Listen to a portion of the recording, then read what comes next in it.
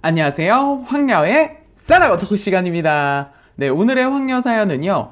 가정은 나 몰라라 하던 남편놈이 바람까지 피면서 이혼 안 해주었지만 결국 친정 오빠의 도움을 받아 이혼을 하게 되었다는 어느 한 여성분의 사연입니다. 사연 읽기 전에 구독과 좋아요, 많은 공유 부탁드릴게요.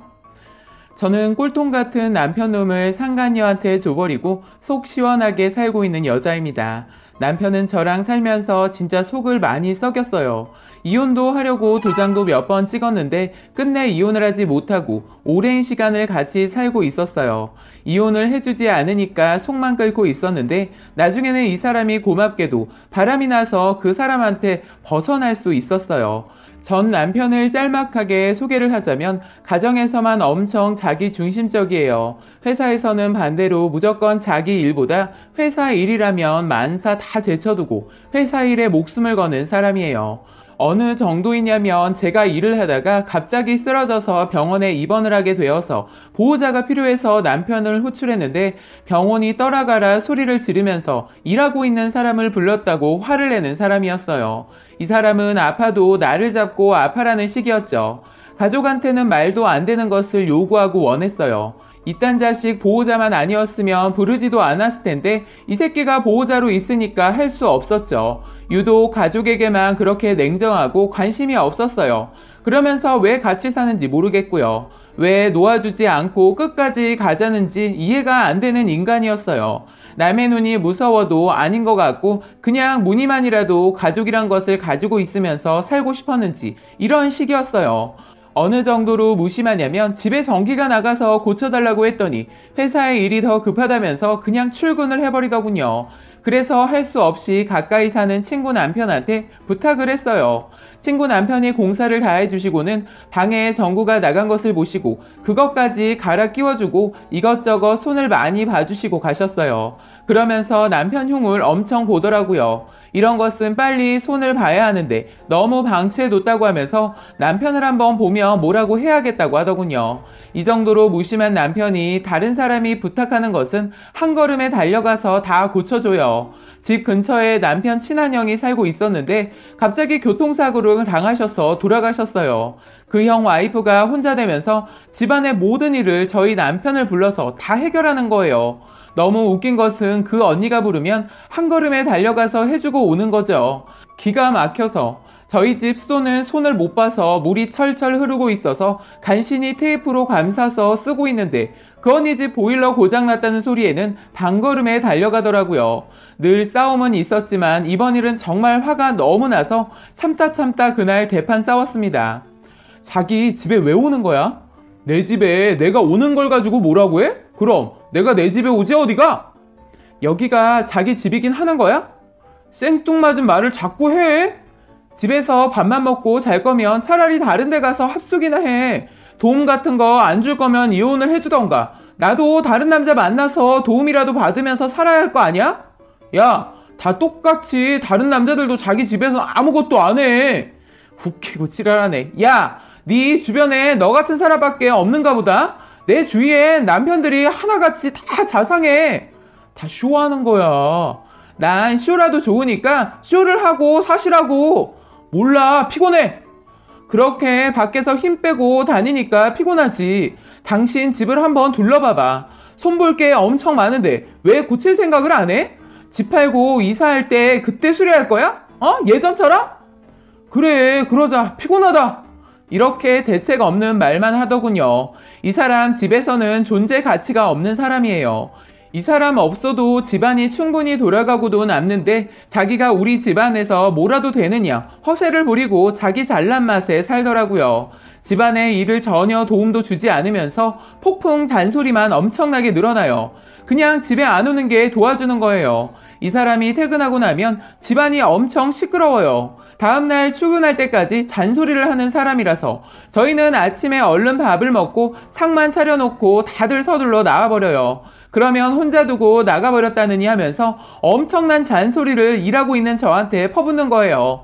이런 날은 하루 종일 일도 손에 잡히지 않고 미쳐버릴 것 같아서 제발 이혼을 하자고 했더니 며칠 잠적을 하고 집에 들어오지 않더군요. 이번만큼은 그냥 넘어가지 않으려고 했어요.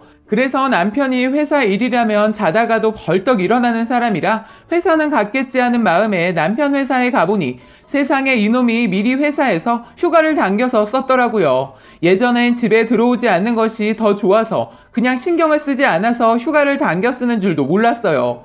휴가철에도 자기 아니면 회사가 돌아가지 않는 것처럼 굴면서 회사의 바쁜 일 때문에 따로 시간을 뺄 수 없다고 하니까 그러려니 하고 그냥 지나쳤는데 이놈이 그동안 이런 수법으로 저를 속이고 잠수를 탔더라고요. 저는 이놈과 더 이상 무엇 때문에 살아야 할지 모르겠더군요. 지금 끝내지 않으면 평생 이놈한테 끌려다니지 않을까 싶어서 큰 결심을 하고 이혼을 하려고 준비를 했어요. 어차피 애들도 다 컸고 저도 이제는 제 인생을 살아야겠다 마음 먹었어요. 아이들도 크니까 저한테 그러더라고요. 엄마 인생을 살았으면 좋겠다고. 괜히 자기들 때문에 엄마의 인생을 포기하면서 사는 모습이 안쓰럽다는 거예요. 제가 계속 이렇게 사는 것은 아이들에게 괜히 부담을 주는 것 같더군요. 훗날 괜히 저도 모르게 아이들 때문에 살았다는 생각이 들까봐 지금이라도 내 인생을 찾기로 결심을 했어요. 그리고 이런 생활이 여러 해 반복되니까 저도 지치고 아이들도 지치고 애들한테 부모가 좋은 관계가 아닌데 계속 이런 식으로 같이 산다는 것만이 좋은 것은 아닌 것 같아서 이번만은 어떻게든 이혼을 해버리려고 크게 결심을 했는데 이 새끼가 고맙게도 알아서 바람을 피워줬더군요. 이놈이 저랑 사이가 안 좋거나 일이 있으면 집에 오지 않았는데 알고 보니까 그 여자 집에서 숙식을 하고 지내고 있었던 거예요. 그것도 모르고 지낼 뻔했는데 이 새끼가 그 여자를 위해서 선물을 샀는데 친절하게도 카드가 같이 넣어져 있더군요. 카드에 사랑 어쩌고 저쩌고 아주 평소에 들어보지 못한 말들로 꽉 채웠더군요. 빼도 박도 못하는 상황이 되니까 인정을 했습니다. 어쩐지 하는 행동이 언젠가부터 이상하다고 생각했어요. 그런데 설마 여자가 있으리라고는 생각도 못했거든요. 왜냐하면 이 사람 주변에 아는 형들이 바람을 피워서 이혼을 한 사람이 몇 명 있었는데 그 사람들이 이해할 수 없다면서 나사가 풀렸다느니 할 짓이 없어서 바람을 피우냐 미친 것들 하면서 욕을 했거든요. 그러면서 자기는 가족한테 잘하진 못하지만 바람 같은 것은 절대로 피우지 않는다고 어떻게 부인을 놔두고 저렇게 바람을 피울 수 있는지 이해할 수 없다고 얼굴색 하나 변하지 않고 말을 해서 저는 바보같이 믿었거든요. 이 사람이 가족에게 소홀하긴 해도 바람만큼은 피우지 않겠구나 하고 믿었었는데 믿는 도끼에 발등을 찍힌 거예요. 너무 웃긴 것은 제가 운전 연수시켜달라고 했을 땐 운전 같은 거 못하러 하냐고 면박을 주더니 이놈이 그 여자는 운전 연수도 시켜주고 차도 같이 보러 다니면서 할 것은 다 했더군요. 그 여자 저랑 친하진 않지만 안면도 있고 같은 동네 근처 사는데 어떻게 그 여자랑 저를 감쪽같이 속이고 일을 벌일 수 있었는지 처음엔 생각하면 할수록 화가 치밀어 올랐는데 가만히 보니까 오히려 잘 됐구나 싶더라고요. 이놈한테 벗어날 수 있겠구나 싶으니까 오히려 화보다 너무 좋은 거예요. 그런데 혹시나 이 사람 이렇게 바람 피우고도 이혼을 회피할까봐 우선 제일 먼저 주변에 다 알렸어요. 그랬더니 주변에 남편을 아는 몇몇 사람들은 남편의 바람을 믿지 못했어요. 왜냐면 이 사람 집 밖에서는 정말 다른 사람이기 때문이에요. 밖에서는 완전 천사로 불리고 엄청 가정적이고 능력 있으며 회사에서도 인정받는 사람으로 평이 나 있어서 바람에 다들 놀라면서도 믿지 않았어요. 완전 가면을 제대로 쓰고 다녔던 거죠. 그런데 제 지인들은 이미 그 사람의 평판을 다 알기 때문에 쌍욕을 했죠. 나쁜 쌍화탕 새끼에 쳐 죽일 놈이란 둥 쌍욕은 다 들어본 것 같아요. 저에 대해 너무 많은 것을 알고 있는 언니는 오히려 잘 됐다면서 축하한다고 술을 사줘서 그날 막 나가보려고 축하주도 먹었네요. 그날 술을 그렇게 맛있게 먹은 건 처음인 것 같아요. 저는 이혼을 어떻게 하면 통쾌하게 정리할까 정말 많은 고민을 했어요. 우선 위자료를 요구하고 그것이 원만하게 진행되지 않을 시 회사에 다 알리기로 결심했죠. 저는 남편과 맞대면을 하고 얘기를 하기 시작했어요. 이제 내가 이런 상황까지 알았는데 이혼해야겠지? 야, 남자가 바람 한 번 정도는 피울 수 있지. 그걸 가지고 이혼을 하자고? 이딴 자식이 다 있어. 야, 너 인생 제대로 한번 끝장 내줄까? 그럼 너도 피워. 아니, 난 그딴 짓 안 해. 너 돌았냐? 난 이혼 안 할 거니까 그렇게 알아. 그래? 그럼 너 같은 자식이 바람 피우면 어떻게 되는지 내가 보여줄게.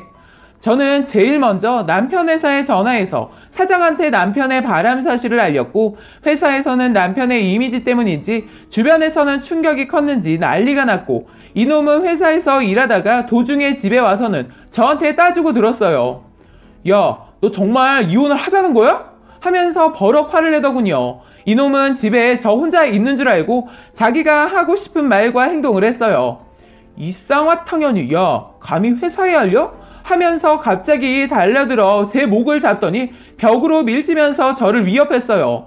저는 하나도 무섭지도 두렵지도 않았어요. 저희 집엔 멀리 사는 언니 오빠가 남편의 일을 알고 그날 와 있었거든요. 이놈이 흥분했는지 마구 대문을 발로 찰 때 저는 재빨리 신발을 감추고 언니 오빠는 숨었거든요. 방에서 잠깐 피해 있던 오빠는 그런 모습을 보고 갑자기 뛰쳐나와 왕년에 태권도 좀 했던 오빠는 남편을 향해 발길질을 하여 남편을 날려버렸어요. 남편은 오빠한테 여기저기 쥐어터지고 저는 남편의 컴플렉스인 머리를 쥐어 뜯어놨어요. 그렇잖아도 머리숱도 없는 머리카락 쓸어 올리는 거 거슬리고 꼴보기 싫었는데 이때다 싶어 죄다 뜯어줬어요. 오빠는 그런 남편놈한테 한마디 했죠. 너 이혼 깔끔하게 해라잉? 내가 예전에 수정이 힘들다고 했을 때 한번 경고했지? 그런데 변화가 없었다며. 그때 그 이후로 힘들다는 소식 들었을 때도 그동안 참은 건 내가 결혼을 안 했다는 이유 때문에 너희들 부부 사이에 더 이상 끼어들지 않았는데 바람은 아니야. 너 끝까지 이혼 안 해주면 내가 감방에 가는 한이 있어도 너를 멀쩡한 몸으로 살아있게 안 할 거니까 각오해라잉? 오빠는 남편을 잡아먹을 듯이 화를 내면서 말을 했어요. 남편놈이 아무리 빌어도 소용이 없었지요. 그래서 저는 이놈과 드디어 이혼을 하고 바람까지 피워서 재산도 위자료까지 계산해서 깔끔하게 정리했어요.